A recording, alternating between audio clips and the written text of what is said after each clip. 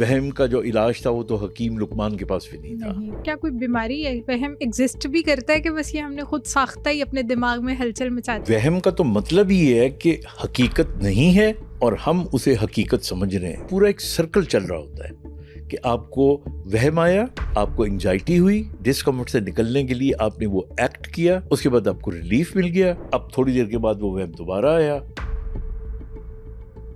मतलब ब्रेन में कुछ ना कुछ ऊपर नीचे मुसलसल होता जा रहा है जो हमें इरिटेट कर रहा है, हम एंजाइटी फील कर रहे हैं। कैंसर का वहम बहुत कॉमन हो रहा है। अगर ब्रेन एक्टिव नहीं है या ब्रेन में कुछ हलचल चल रही है तो हमारे सारे के सारे ऑर्गन्स इफेक्ट हो रहे होते हैं। हार्ट की डेथ से डेथ डिक्लेयर नहीं होती, ब्रेन डेथ से डिक्लेयर होती है death. So everything is in the brain. वहम, इंट्यूशन, सिक्स सेंस, ये किस तरह फिर आप रिलेट करते हैं? हम सब जिंदगी में दिमागी तौर पर बहुत सारी अजीबो गरीब कश्मकश से गुजर रहे होते हैं, लेकिन क्या आप जानते हैं कि सबसे ज़्यादा अजियत देने वाली जो एक सोच होती है वो होती है वहम। ये वहम क्या है, क्यों होता है, क्या इसका इलाज मुमकिन है, और जो लोग वहम में रह के ज़िंदगी गुजारते हैं वो किस तरह की ज़िंदगी गुजारते हैं, वहम किस तरह हमारे जहन पर कब्जा कर लेता है और हम इससे जान कैसे छुड़वा सकते हैं, ये सब आज हम जानेंगे doctor Khalid Jameel big B से, जो कि दिमाग के मुख्तलिफ मसाइल को 25 साल से डील कर रहे हैं और वो एक बेहतरीन और काबिल न्यूरोलॉजिस्ट हैं। तो इस एपिसोड को एंड तक लाजमी देखें। Thank you so much once again doctor Khalid Jameel big B. आज का जो हमारा टॉपिक है वो एक डिसऑर्डर जो OCD हम बहुत सुनते हैं, अक्सर बच्चे भी कह रहे होते हैं हमारी मामा को तो OCD है। तो ये OCD क्या चीज़ है, ये किस बला का नाम है और ये डिसऑर्डर किस तरह? देखिए, प्राइमरीली OCD का मतलब होता है ऑब्सेसिव कंपल्सिव डिसऑर्डर। अब आप इसको ब्रेकअप करके देखें। ऑब्सेसिव, इसका मतलब ये होता है ऑब्सेशंस, और ऑब्सेशंस कहते हैं वहम को। कंपल्सिव, इसका मतलब होता है कि ना चाहते हुए भी आप वो काम कर रहे होते हो या आपको करना पड़ता है। कहते नहीं कि कंपल्शन है किसी चीज़ की। और डिसऑर्डर का मतलब ये होता है कि जो चीज़ ऑर्डर में ना हो, जो नॉर्मल रूटीन से हट के हो, डिसऑर्डरली हो, उसको डिसऑर्डर कहते हैं। So this basically OCD, compulsive obsessive disorder, या OCD obsessive compulsive disorder. So basically this is OCD। यानी इसको अगर हम आम जुबान में कहें तो वहम की बीमारी भी कह सकते हैं, बिल्कुल कह सकते हैं। बल्कि अब इसी से हमेशा लोग ये अखज़ करते हैं कि जी वहम का जो इलाज था वो तो हकीम लुकमान के पास भी नहीं था, वहम का कोई इलाज नहीं, यही कहा जाता है। अच्छा, अब ये जो है ना कंडीशन, ये बहुत मामूली भी हो सकती है और बहुत सीवियर भी हो सकती है। मामूली यूँ हो सकती है कि कुछ लोगों को आपने देखा होगा कि अपने कमरे के अंदर अगर उनकी चीज़ों की अरेंजमेंट थोड़ी सी आगे पीछे कोई कर दे, मिसाल के तौर पे यू हैव अ रूम, उसको साफ़ करने वाली एक कोई आया या कोई काम करने वाली आती है, तो आपके मेकअप का सामान, ये चीज़ें पड़ी हुई हैं, तो उसने अपनी तरफ से कोई तरतीब अच्छी लगा दी, तो आपने उसको देखा, आप परफेक्शनिस्ट हो, तो आपको एक वहम हो गया कि something might have happened here, या वो ऑर्डर ख़राब हो गया है। तो इस तरह करके आपको वक्ती तौर पे थोड़ी देर के लिए एंजाइटी क्रिएट हो जाएगी और आप उसको ठीक करना शुरू कर दोगे। तो ये बहुत माइल्ड फॉर्म है। तो इस किस्म की तो आम जिंदगी में हमें चीज़ें नजर आनी शुरू हो जाती हैं। ये बीमारी कब बनती है? ये बीमारी उस वक्त बनती है कि जब आपकी ज़िंदगी में ये ऐसे मसाइल पैदा कर दे। मिसाल के तौर पे OCD के अंदर 3-4 एरियाज हैं जिनके ऊपर मरीज़ को, यानी हम मरीज़ तब कहते हैं जब वो OCD हो चुकी हो, उसको इश्यूज आते हैं। नंबर 1, कंटेमिनेशन का। उन्हें ये शक होता है कि ये चीज़ जो धुली है, ये पूरी सफाई से धुली है या नहीं, इसमें कोई जरासीम तो नहीं रह गया। इसलिए वो वॉशरूम में जाके अपने हाथ जो हैं, या किचन में जाके अपने हाथ जो हैं बार बार धोते हैं। तो सबसे जो कॉमन चीज़ OCD में नज़र आती है वो बार बार हाथों का धोना है। दूसरी जो चीज़ आ जाती है, अच्छा इसमें फिर प्लेटों का धोना, ग्लासों का धोना, यानी अक्सर मैंने देखा है कि जो OCD के पेशेंट्स होते हैं उनके ग्लास को भी हाथ लगा दे, हत्ता कि उनके कपड़ों को भी हाथ लगा दे, तो अब उनको ये वहम हो जाता है कि नहीं मेरे कंटेमिनेशन होगी या कोई जर्म्स लग गए हैं। यानी मैं आपको बड़ी छोटी सी मिसाल देता हूँ, एक मेरे बहुत ही अच्छे दोस्त हैं, तो उनकी वालदा को आर्थराइटिस था, तो मुझे उन्होंने बुलाया कि जी आंटी को चेक करना है, तो मैं उनको चेक करने के लिए गया। अब वो मुझे इशारे से जब मैं कोई उन्हें क्वेश्चन करता तो मुझे जवाब दे रही थी कि हाँ देखो मेरे इस घुटने में दर्द है, मैं चलती हूँ तो यूँ होता है। अब वो बीइंग अ डॉक्टर मुझे इतना पता नहीं था, तो मैंने उनके घुटने को हाथ लगा लिया देखने के लिए कि कोई टेंडरनेस तो नहीं है। खैर वो उन्होंने थोड़ा सा परे कर दिया और उन्होंने कहा कि नहीं नहीं बस ठीक है, मुझे आपको पता लग गया, बस दवाई लिख के दे दिया आप।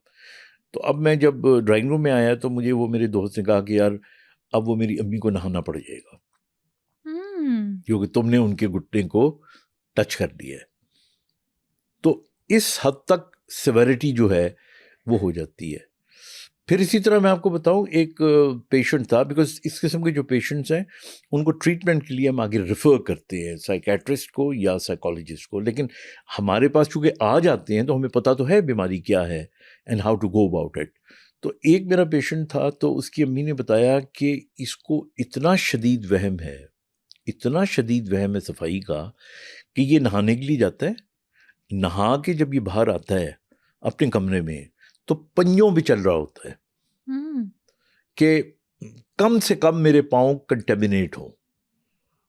यानी उसको ये होता है कि मैंने पूरा पाँव अगर रखा तो जरासीम ज़्यादा मेरे जिस्म पे चढ़ जाएंगे, और उसके बाद कुछ थोड़ी देर के बाद वो फिर दोबारा नहाने के लिए चला जाता है। और फिर ये जब कोविड आया था तो आप सोचें, कोविड में जो ऑब्सेशन के मरीज थे उनके हाथ गल गए थे। मतलब this is what I have seen with my own eyes, you know, there were patients who were coming, और आपको पता है उसमें कहा करते थे कि बार बार हाथ धोने हैं, ऐसे ही है ना। बिल्कुल। तो अब वो जो लोग ऑलरेडी ऑब्सेशन का शिकार थे या ओसीडी के शिकार थे, तो उनको तो एक किस्म की लाइसेंस मिल गया ना कि जी आप, तो वो बार बार हाथ धोया करते थे।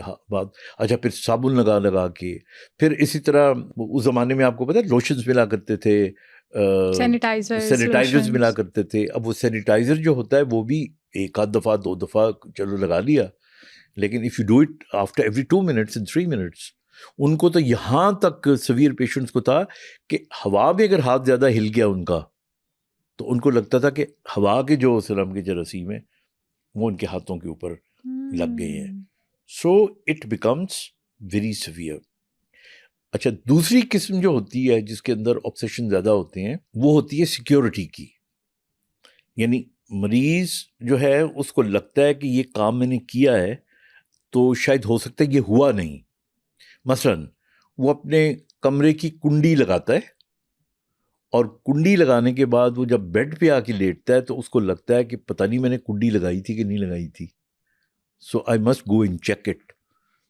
फिर वो उठता है, वो उठने के बाद कुंडी को चेक करता है, चेक करने के बाद उसको ना जोर से यूं करता है अगर ऊपर वाली कुंडी है या अगर या वाला कुंडा है, तो उसके बाद फिर क्या करता है, आके लेट जाता है। फिर उसको एकदम वहम आता है कि यार मैंने कुंडी तो लगाई है, मैं बहुत ज़्यादा जोर लगा दिया था, तो कहीं ऐसा तो नहीं कि वो जोर लगाते हुए हिल गई अपनी जगह।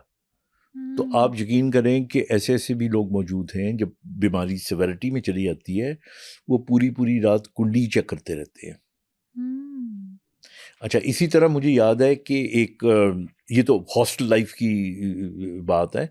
उस ज़माने में तो हमें इतना ज़ाहिर है कि अभी मेडिकल स्टूडेंट थे तो नया नया हमने पढ़ा था, हमें पता था।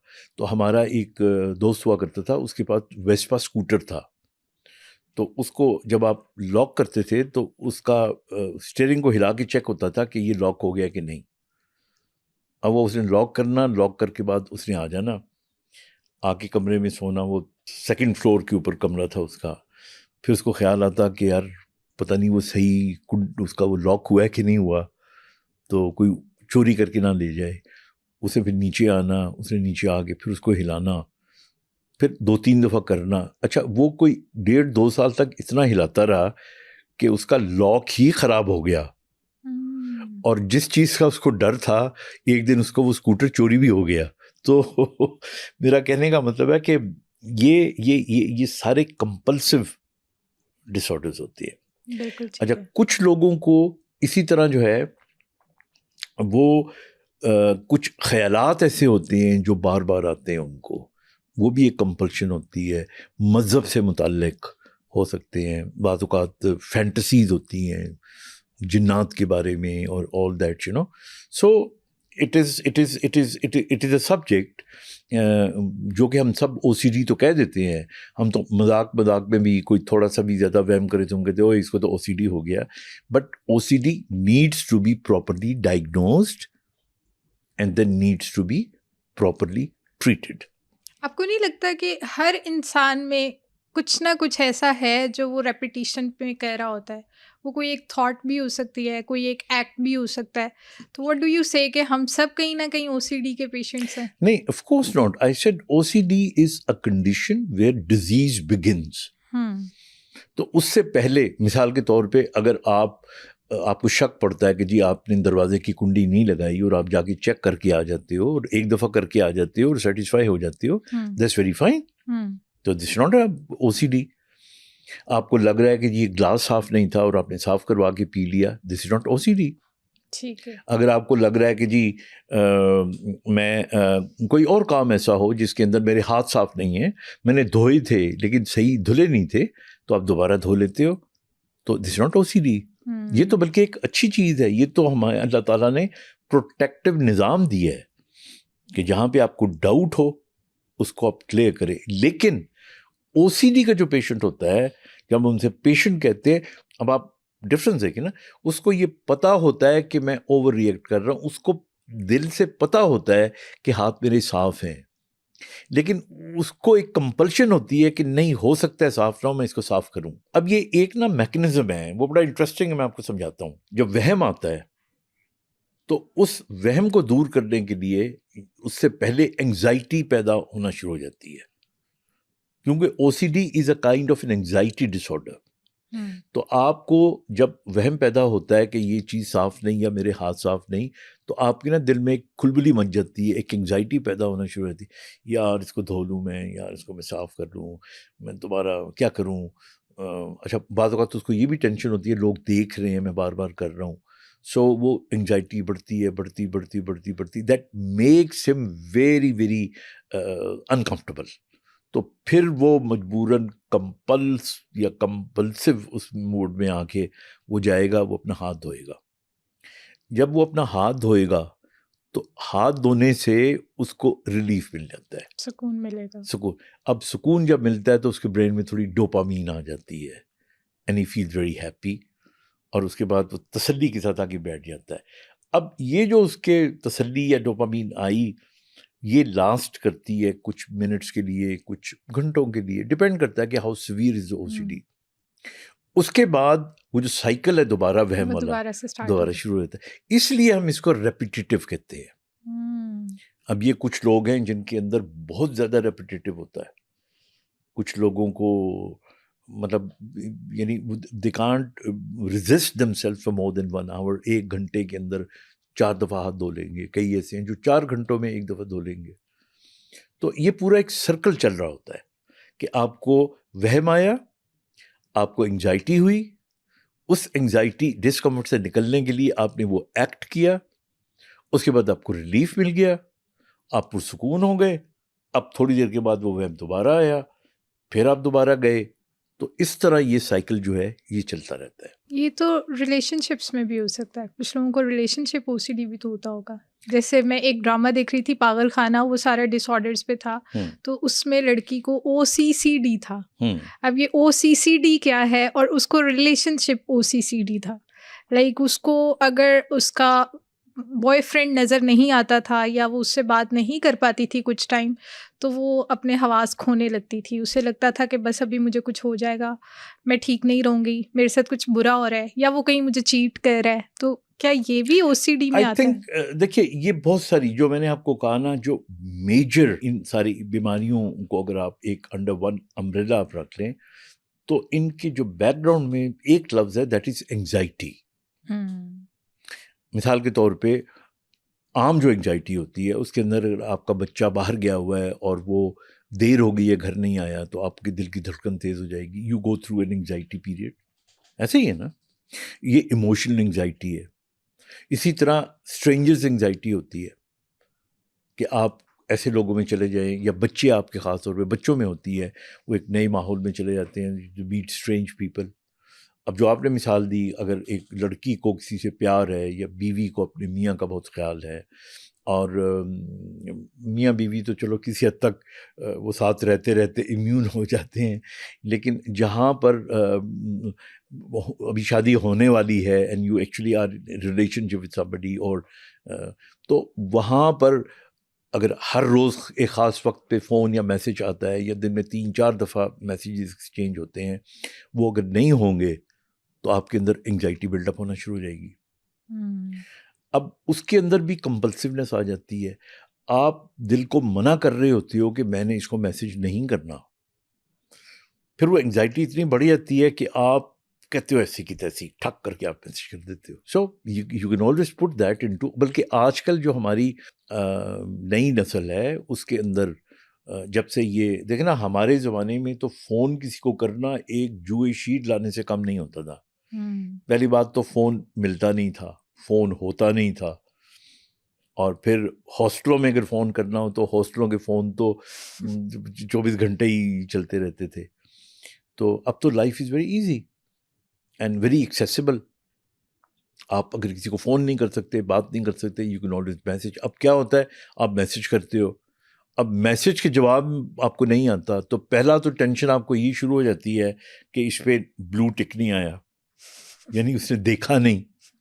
अच्छा, उससे बड़ी टेंशन ये आ जाती है, ओए ब्लू टिक आ गया और अभी तक जवाब नहीं आया। तो we are living in an ocean of anxiety. अच्छा, फिर उसके बाद जवाब आ गया, अगर वो रूखा जवाब था तो आपकी एंजाइटी और ज्यादा बढ़ गई, इससे क्या हो गया, ये कैसा जवाब आया है, नहीं ऐसा ही है। तो we are living in an ocean of anxiety, insecurity, और पीसफुल माइंड नहीं रहा हमारा। तो ये सारी चीज़ें जो होती हैं, ये दे लीड यू टूवर्ड्स। लेकिन जो OCD ऑब्सेसिव कंपल्सिव डिसऑर्डर है, वो प्राइमरीली इन चीज़ों में होता है जो मैंने आपको बताया। ज़्यादातर उनका कंटेमिनेशन से, जर्म से, कोई चीज़ गंदी तो नहीं है, साफ़ होनी चाहिए, ये सिक्योरिटीज़ की मैंने बात कर दी। बट ऑफ कोर्स जहाँ पे मैंने आपको कहा था कुछ रिलीजियस थॉट्स कईयों को होते हैं, इसी तरह इमोशनल बिहेवियर्स होती हैं, तो उनके अंदर ये होती है। तो ये मतलब जितनी भी आपने मुझे सारी इसकी टाइप्स बताई हैं कि हम कंटेमिनेशन पे भी जाते हैं, हम रिलीजियस थॉट्स पे भी जाते हैं, हमारे इमोशनल बिहेवियर भी सारे चेंज हो रहे होते हैं, मतलब ब्रेन में कुछ ना कुछ ऊपर नीचे मुसलसल होता जा रहा है जो हमें इरिटेट कर रहा है, हम एंग्जाइटी फील कर रहे हैं। तो ये हमारी हेल्थ वाइज भी तो ओवरऑल फिर बहुत ज़्यादा नुकसानदेह है। बिल्कुल। वो हेल्थ वाइज किस तरह बहुत हमें डेंजर में ला सकता है? देखिए, पहले तो हमें समझना चाहिए कि इसकी वजह क्या होती है। तो इसकी एक वजह तो जो बहुत ही मुसल्लमा है, वो जेनेटिक फैक्टर्स होते हैं। कुछ लोगों की फैमिलीज़ के अंदर ये चल रहा होता है, you know, they are prone to OCD, कि अम्मा को भी OCD है, आगे बेटी को भी, बेटे को भी OCD है, हो सकता है अम्मी को बहुत ज़्यादा हो, बेटी को कम हो। सो एक तो इसका बड़ा रिकग्नाइज्ड जेनेटिक फैक्टर है। नंबर 2, कुछ लोगों के अंदर स्ट्रेस एक बहुत बड़ी कॉज बन सकता है। अगर आपको बहुत ज़्यादा, जिस तरह मैंने आपको कहा, किसी के बारे में बहुत आप परेशान रहते हैं, स्ट्रेसफुल होना शुरू हो जाते हैं, उस स्ट्रेस के नतीजे में आपका बिहेवियर थोड़ा सा कंपल्सिव हो जाता है, फिर that becomes a kind of a nature of you. तो ये स्ट्रेस जो है, this could be one of the cause. ये किसी इमोशनल स्ट्रेस हो सकता है, फाइनेंशियल हो सकता है, आपकी ब्रॉटअप के अंदर कोई ट्रॉमा ऐसा हो सकता है। So that could be one thing.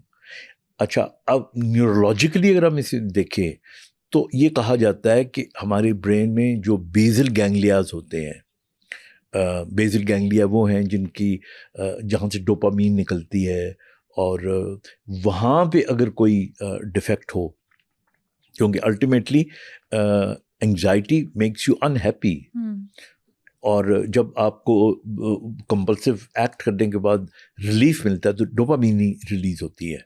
तो इसलिए सम पीपल थिंक कि इसकी वजह जो है वो ये भी हो सकती है। और कुछ बहुत सी बीमारियां भी ऐसी हैं जो क्रॉनिक इलनेसेस होती हैं, जिनके अंदर वहम खौफ ऑटोमेटिकली आ रहा होता है, तो ये भी इसकी वजूहात बन जाती हैं. सो नॉर्मली ये सारी कंडीशंस हैं जिसकी वजह से OCD होती है. इसको डील कैसे कर सकते हैं? लाइक कोई भी अगर OCD से सफ़र कर रहा है तो वो कैसे खुद को नॉर्मल लाइफ की तरफ लेकर आए, अपनी लाइफ के पैटर्न्स को सीधा करे, सही ऑर्डर में चल सके, वो कैसे खुद को ठीक कर सकता है? देखिए, इसके अंदर प्राइमरीली 2 तरीके होते हैं. एक फार्माकोलॉजिकल वे होता है यानी दवाइयों से, और एक नॉन फार्माकोलॉजिकल वे होता है. जो नॉन फार्माकोलॉजिकल वे होता है उसके अंदर CBT, हम कॉग्निटिव बिहेवियर थेरेपी कहते हैं उसको. और CBT जो होता है ये प्राइमरीली आपका जो साइकोलॉजिस्ट होता है वो अप्लाई करता है. और वो आपको जो आपकी जो कॉग्निशन होती है वो उस पे वर्कआउट करता है. आपको उसकी कुछ रीजनिंग देता है, कुछ आपको वो प्रैक्टिसेस करवाता है, बाज़ औक़ात वो डिसेंसिटाइजेशन करवाता है आपको. जिन चीज़ों से आपको OCD हो रही है और आपको लग रहा होता है कि ये वहम है, तो वो आपको उस कंडीशन में लेके जाता है और आप उससे डिसेंसिटाइज होते हैं, जो कि हम CBT फोबियाज में भी करते हैं और बहुत सी चीज़ों में. बिकॉज मेरे पेशेंट्स जो आते हैं प्राइमरीली वो OCD के साथ नहीं आते, उनको ओरिजिनल बीमारी, because of being a neurophysician and rehabilitation consultant, वो इसके साथ आते हैं. तो उनके अंदर OCD निकल आती है. और फिर उनको जो हम रेकमेंड करते हैं वो ये करते हैं कि जी आप इसकी थेरेपीज लें, सेशंस लें. So this is one way of doing it. अच्छा, दूसरा इसका जो तरीका है उसके अंदर फिर मेडिकल ट्रीटमेंट आ जाता है. इसके अंदर SSRIs होती हैं जो एंटी डिप्रेसेंट्स होती हैं, उनका बड़ा अच्छा रोल है. Sometimes they work, sometimes they don't work. अब प्रॉब्लम होती है हमारे पेशेंट के साथ कि जो जितनी भी एंटी डिप्रेसेंट मेडिसिन होती हैं इनको कुछ लंबे अरसे के लिए लेना पड़ता है. तो हमारा जो मरीज़ होता है वो दवाई खाई, 3 दिन में उसको आराम नहीं आया तो उसने फेंक दी. So that the doctor has to make a decision. और आम तौर पे जो दवाइयों से इलाज होता है इनका वो साइकेट्रिस्ट करता है. वो साइकेट्रिस्ट करता है. और I think if he does a combination of psychiatrist and a psychologist, so you will get better results. अच्छा, इसके अलावा अभी और बहुत से ट्रीटमेंट्स लेटेस्ट आ गए हैं जिसमें DBS भी है, डीप ब्रेन स्टिमुलेशन. ठीक है. यानी आपके ब्रेन का, this called deep brain stimulation. Pakistan में भी चंद एक जगहों पे हो रहा है, लेकिन जो दूसरी दुनिया है, वेस्टर्न दुनिया है, वहाँ पे भी ये एक कामयाब तरीका समझा जाता है. और इसमें क्या करते हैं? इसके अंदर जो हमारा ब्रेन होता है उसको डीपली जाके स्टिमुलेट करते हैं. और इसकी पूरी एक थेरी है. और ये सिर्फ इस कंडीशन में नहीं, ये पार्किंसन के पेशेंट्स के अंदर भी करते हैं और बहुत सी और कंडीशंस होती हैं. और this is also one of the treatments. लेकिन अगर आप ऑन द होल पूछे आप, तो OCD के अंदर जो बेस्ट ट्रीटमेंट होता है वो होता है combination of medicines and psychological sessions and counseling and cognitive behavior therapy. बिल्कुल ठीक है. जैसे आपने बताया कि OCD से जब कोई इंसान गुजरा होता है तो उसे सबसे पहले एंग्जाइटी फील होना स्टार्ट होती है कि ये काम मैं करती थी अभी तक हुआ क्यों नहीं, या मुझे हाथ धोने जाना है, या मैं साफ नहीं हूँ, कुछ भी जो भी फीलिंग है वो पहले एंग्जाइटी आपके दिल में बेचैनी पैदा करेगी. तो कुछ ऐसे स्टेप्स हैं कि हम पहले उस एंग्जाइटी को वहीं पे ओवरकम कर लें और उसे अपने कंपल्सिव ऑर्डर में ना जाने दें कि ये बार बार हमने नहीं करना, we are okay with that. और हाँ, देखिए, जो जनरलाइज्ड प्रिंसिपल्स है ना एंग्जाइटी डिसऑर्डर को ख़त्म करने वाले, वो अगर आप अप्लाई कर लें तो OCD को फ़ायदा हो सकता है. वो क्या क्या है? मिसाल के तौर पे, अगर आप अपने आप को ओवर बिज़ी कर लेते हैं, अब अपने आप को बहुत ज़्यादा मसरूफ़ कर लेते हैं और जेन्युइनली मसरूफ़ कर लेते हैं, तो आपका जो जहन होता है ना वो इस तरफ कम जाता है. और जो लोग बेकार बैठे हुए होते हैं, आम तौर पे जिनका कोई बहुत ही पर्पसफुल काम नहीं होता ज़िंदगी में, तो उनके यहाँ टाइम ज़्यादा उनको मिल जाता है और थॉट्स ज़्यादा आ जाते हैं. तो एक तो ये है कि keep yourself busy, so that's number 1. Number 2, आपकी नींद प्रॉपर होनी चाहिए ताकि आपका जो ब्रेन है उसके अंदर कुछ ना कुछ सुकून तो आए ना. अगर आप एंजाइटी के पेशेंट जितने भी होते हैं उनकी आमतौर पे नींद अच्छी नहीं होती, उनसे सोया जाता भी तो सोया जाता भी नहीं है। सो वो अपनी नींद अच्छी करें। अब नींद कैसे अच्छी करें, उसके बहुत से तरीके हैं। आप दिन में अगर मसरूफ़ होते हैं और रात को सोते वक्त आप बिल्कुल अंधेरा करके सोएं, वक्त पे सोएं, अपना बायोलॉजिकल क्लॉक ठीक करें। अगर आप 12 बजे सोते हैं, 11 बजे सोते हैं, तो हर रोज़ 11 बजे गो टू योर बेड, बिल्कुल डार्कनेस होनी चाहिए और उसी टाइम पे उठें। तो इसी तरह सोने से पहले आप कैफ़ीन, निकोटीन, स्टिमुलेंट्स का इस्तेमाल बिल्कुल ना करें। और ये जो हमारा सेल होता है इसको प्लीज़ म्यूट पे या ऑफ पे या व्हाटएवर यू कॉल इट, उसके ऊपर रखें। आपकी नींद शुरू होती है और टाँ की घंटी बजती है, you get up, you don't sleep for another 2 hours. तो इसको आप रखें। अपने आप को डिहाइड्रेट ना होने दें, पानी वगैरह पीते रहा करें। तो ये तो हो गया एंग्जाइटी का। अच्छा, इसके अलावा एंग्जाइटी को बेहतर करने के लिए कुछ एक्सरसाइजेज होती हैं, जिनमें एक हमने एक दो पहले भी प्रोग्राम में बताई थी, डीप ब्रीथिंग, कि आप बिल्कुल लंबा सांस लें, लंबा सांस लेके रोकी रखें और सारी तवज्जो आपको उस ब्रीथ करते हुए हवा की तरफ होनी चाहिए, ऑक्सीजन की तरफ जो आप ले रहे हैं। और फिर आप आंखें बंद करके पूरे का पूरा उसको ब्रीथ करें और फिर उसको आप महसूस करेंगे मेरे फेफड़ों से, मेरे लंग से वो निकल रही है। सो दैट्स काइंड ऑफ, बहुत सी किस्में हैं डीप ब्रीथिंग की, ये एक किस्म है। बिल्कुल ठीक है। फिर एक मैंने आपको बताई थी और दोबारा मैं रिपीट कर देता हूँ क्योंकि कुछ चीज़ें आप किसी ने ना देखी हो तो भी देख लेंगे। आप वेगस स्टिमुलेशन कर सकते हैं।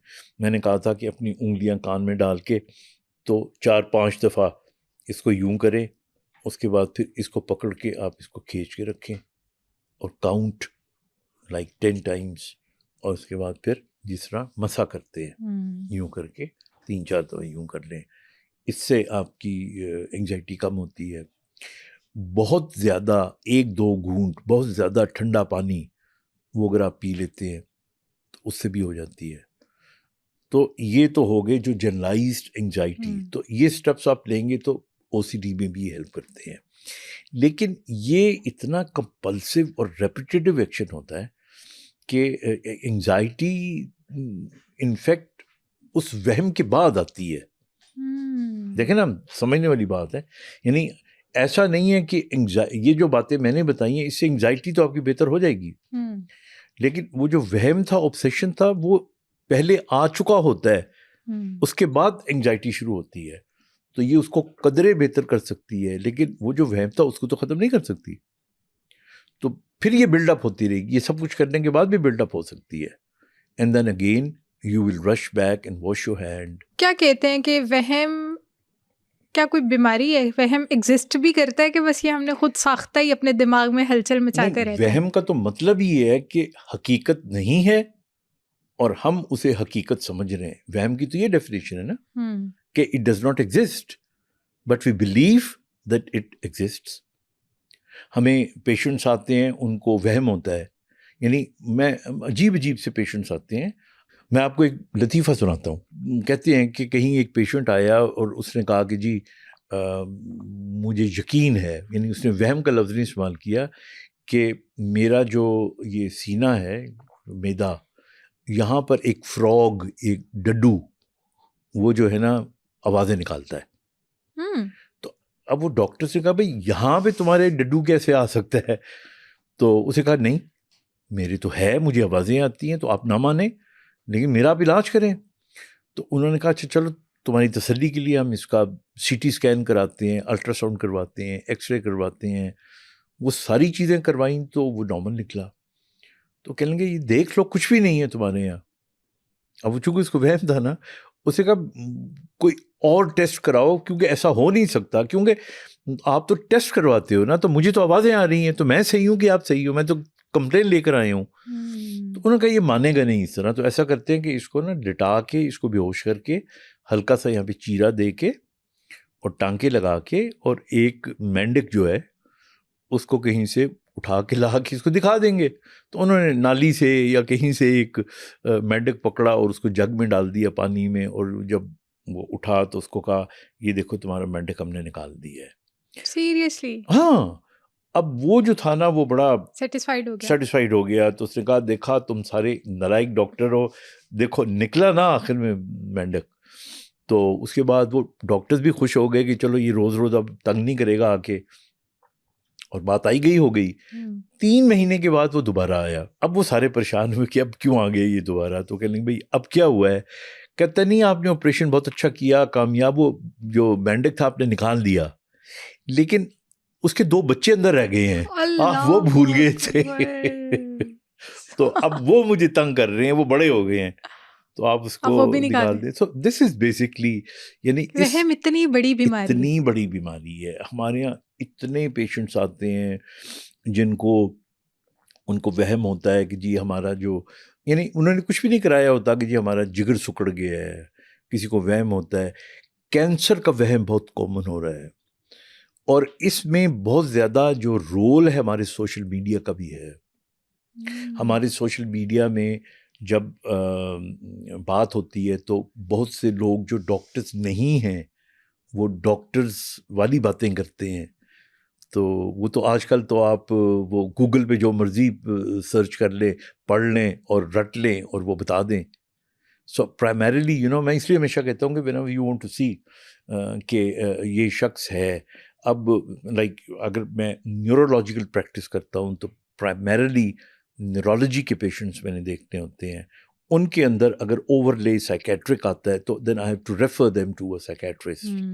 और फिर साइकेट्रिस्ट को जब लगता है कि जी दवाइयाँ मैंने दे दी और आगे मैंने रेफर करना है काउंसलिंग के लिए, तो साइकोलॉजिस्ट को भेज देता है। तो ये एक प्रॉपर मेथोडोलॉजी है। तो हमारे यहाँ चूँकि वो इस किस्म की बातें बता रहे होते हैं और इस किस्म के हैक्स बता रहे होते हैं कि उसके नतीजे में लोग जो है ना पीपल गेट कन्फ्यूज्ड। तो मैंने देखा ऑब्सेशंस जो हैं वो बढ़ गए हैं, because when you are wrongly informed, when you are partially informed, so your brain gets confused, और ये कन्फ्यूजन जो होती है ये वहम को जन्म देती है। वहम, इंट्यूशन, सिक्स सेंस, ये किस तरह फिर आप रिलेट करते हैं? क्योंकि इंट्यूशन भी तो यही होती है, मुझे ऐसा क्यों लग रहा है, ऐसा तो नहीं हो रहा, ऐसा तो नहीं हो गया, नहीं बिल्कुल ऐसा हो नहीं जाएगा। इनमें तो बिल्कुल बहुत बड़ा फर्क है। देखिए जो इंट्यूशंस होती है ना वो हर एक को नहीं होती, और इंट्यूशंस का मतलब होता है कि आने वाले वक्त में क्या होने वाला है उसका एक शायबा आपके जहन में आ जाता है। तो हम इसको वहम क्यों नहीं कह रहे? मैं आता हूँ उसके ऊपर ना, मैं आता हूँ उसके ऊपर। तो आपको प्राइमरीली आने वाले वक्त के बारे में अगर आगाही हो जाती है, और ये आगाही आपकी प्योरिटी ऑफ सोल की वजह से, एक्सपीरियंस की वजह से जो है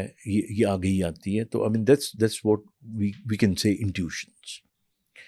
अच्छा, उसके बाद सिक्स सेंस जो होती है ना, बेसिकली ये it deals with extra sensory perception. ये हमारी एक्स्ट्रा सेंसरी परसेप्शन होती हैं, जो हमारी 5 सेंसेस हैं ये उसके अलावा सेंस होती है। ये आपको जो वाइब्स होती हैं और जो हम सब ओमिट कर रहे होते हैं, ये यूनिवर्स ओमिट कर रही होती है। So that gives you, some people are good at few things in extra sensory perceptions और कईयों में नहीं। मैं इन्हें आपको बताऊं कि एक आम आदमी जो है वो प्रेडिक्शंस कितनी कर सकता है, हालांकि उसका दिमाग कितना अच्छा होता है, उसके मुकाबले में मैंने देखा है ये जो हमारे बच्चे जो ज़हनी तौर पे स्लो होते हैं, बाज़ औक़ात उनकी प्रेडिक्शन या उनकी सिक्स सेंस ज़्यादा बेहतर हो जाती है। हमने शायद जिक्र भी किया था, ये शादरा में एक पेशेंट हमारा था, तो उसको पता लोग उसके पास जिस ज़माने में ये अल्ट्रासाउंड नहीं थे कि कोई प्रेग्नेंट वुमन आती तो वो पूछती कि मेरे यहाँ बच्चा होगा या बच्ची होगी, तो वो कहता था चिड़ी, इसका मतलब लड़की होगी या चिड़ा। अब आ जाते हैं वहम की तरफ। अब वहम जो है ना ये प्राइमरीली बुनियादी तौर पे खुद साख्ता होता है, यानी आपको वहम है कि मुझे कुछ है। देखें ना, आपने इंट्यूशन की बात की थी ना, होगा, okay, that's in the future, okay, intuition is in the future. और जो आपका वहम है उसमें तो आपको हो चुका है, यानी you start believing it has happened.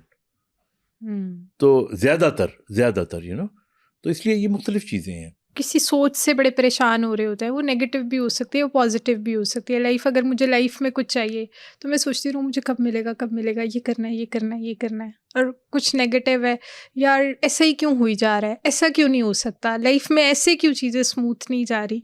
तो ये भी बार बार सोच भी हमारी जो है वो कंपल्सिव डिसऑर्डर में आ सकती है। नहीं, इसको नहीं लेके आएंगे। ठीक है। हाँ, ये तो एक आपकी साइकेट्रिक कंडीशंस होती हैं, उनके अंदर पर्सनालिटी टाइप्स होती हैं, और कुछ लोग बहुत ही उनकी सोच जो होती है वो बहुत ही एम्बिशियस होते हैं। तो ये उससे ज़्यादा ताल्लुक है। ब्रेन कितना कुछ हमारी बॉडी में डील कर रहा होता है। अगर ब्रेन एक्टिव नहीं है या ब्रेन में कुछ हलचल चल रही है तो हमारे सारे के सारे ऑर्गन्स इफेक्ट हो रहे होते हैं। लास्ट पे ऑडियंस को ब्रेन के हवाले से कुछ कहना चाहेंगे? मैं सिर्फ इतना कहूँगा कि देखिए, जो ब्रेन है, जब किसी की डेथ डिक्लेयर करते हैं तो हार्ट की डेथ से डेथ डिक्लेयर नहीं होती, ब्रेन डेथ से डिक्लेयर होती है death. So everything is in the brain. So brain controls the entire body, हमारे सारे फंक्शंस, हमारे दिल को, हमारे जिगर को, हमारे जिस्म को।